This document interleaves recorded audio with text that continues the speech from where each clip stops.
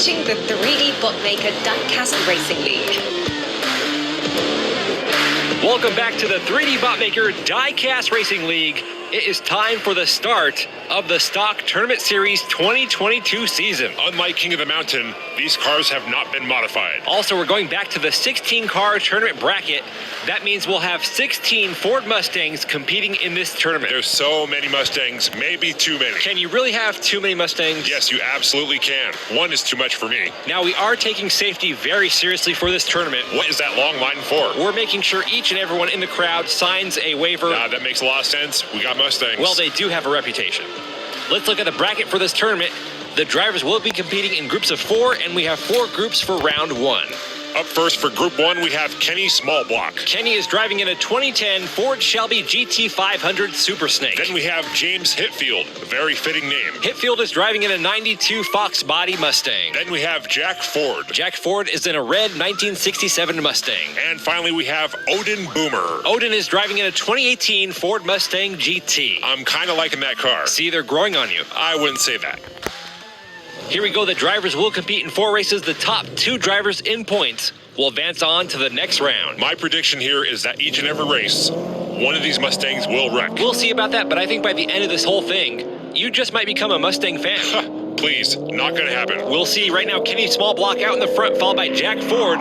Modern Mustang versus a classic. Kenny Smallblock with a nice lead here. He's rounding the final corner, and Kenny Smallblock will take the win on race 1, followed by Jack Ford, James Hitfield, and Odin Boomer. A little fender bender in the tunnel, but I'm actually surprised to see all the cars make it past the finish line. That was a very clean race. Maybe all the ideas you have about Mustangs and Mustang owners might not totally be accurate. Don't get ahead of yourself. That was only one race. I think this tournament can be like an intervention for you. I'm not the one with the problem here. The Mustangs are the problem. Don't worry, we're all here to help you. 3D. This is a safe space. This is not a safe space. We're way too close to the track. Here we go with race 2. James Hitfield on the front right, Odin Boomer on the front left. Let's hope no one gets hit by Hitfield. Odin Boomer with a slight lead on the first straight.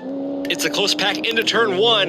Hitfield trying to pull ahead. Now he's side by side with Odin Boomer. Watch out. Boomer gets pushed off the track. Jack Ford is upside down. And there we go. A Mustang is upside down on its roof. James Hitfield on the edge. He recovers. And Hitfield takes the win on race 1, followed by Kenny Smallblock. This is exactly what I expected to see. Only 2 races in, and someone is already upside down. Looking at the replay, James Hitfield putting some pressure on Odin Boomer. Boomer up on the side wall, gets hit from behind by Jack Ford. That sends Jack Ford up the bank before he comes crashing down. This right here was just classic Mustang racing. Now, let's be fair. We've had plenty of other vehicles from different manufacturers crash and wreck on these turns. These guys are just getting started. This was the first of many. You just wait and see. It's almost like you want them to fail. I just have realistic expectations. Did a Mustang do something to you in the past? No. If you want to talk to someone about I don't need to talk to anybody about anything. I'm just saying, I think we've all had our hearts broken by a Mustang at some point in our life. You're not alone. Well, Jack Ford is alone on the track. Let's focus on him. The other 3 drivers trailing behind. Jack Ford approaching the final turn. Whoa, he hits the sidewall. No. He's bouncing all over the place. Hide the women and children. We got a wild Mustang on the track. Jack Ford barely able to tame that pony to bring it past the finish line. This is going to be a dangerous tournament. That will push Jack Ford up on the scoreboard. He is now in 2nd place behind Kenny Smallblock.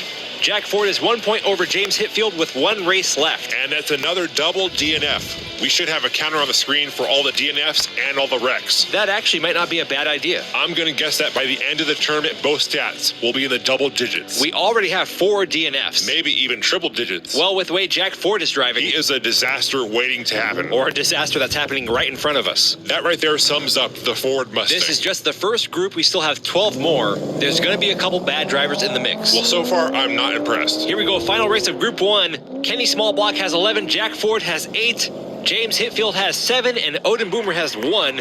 Jack Ford looking to secure his spot in the next round. That pony's gone wild. Ford all over the place. He wrecks. Kenny Smallblock almost off the road. And Kenny Smallblock takes the win on the last race, followed by James Hitfield. That means Hitfield will be advancing on with Kenny Smallblock to round 2. Oh, man, Jack Ford blew it. That was certainly Jack Ford's race to lose. He had a nice, solid lead there. Then right here, he hits the side wall, starts swerving back and forth. Kenny Smallblock catches up to him right here, passes on the inside. That forces Jack Ford to go high on the turn. And we all know when Mustangs go high, they go low. That was an impressive race, however, for Kenny Smallblock. Let's see those stats. That is now 2 wrecks and 5 DNFs. That's not too bad. For Mustangs, it's actually pretty good. And there's your first 2 advancing on to the next round, Kenny Smallblock and James Hitfield. Don't go anywhere, we've got more racing coming up after the break.